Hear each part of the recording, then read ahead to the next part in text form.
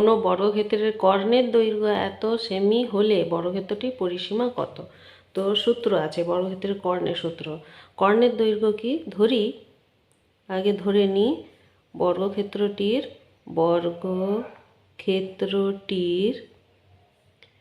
বাহু সমান এ সেমি, এটা ধরে নিলাম এ। তাহলে কর্ণ সমান কি? কর্ণের দৈর্ঘ্য সমান হবে না এ √2 বা √2 ইন্টু বাহু। কর্ণের দৈর্ঘ্য √2 ইন্টু বাহু হয়। তাহলে আমি এ ইন্টু 2 এত সেমি করে দিলাম, সেমি দেওয়া আছে তাই সেমি করলাম। অতএব তাহলে কর্ণের সূত্রটা এ √2, অতএব এ √2 ইজিক্যাল টু কত?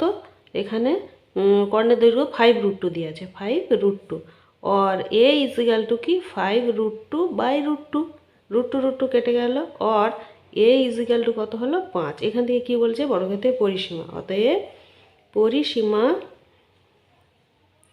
পরিসীমা সমান আমরা কি জানি 4 ইন্টু বাহু, তাহলে 4 ইন্টু 5 সমান 20 সেমি।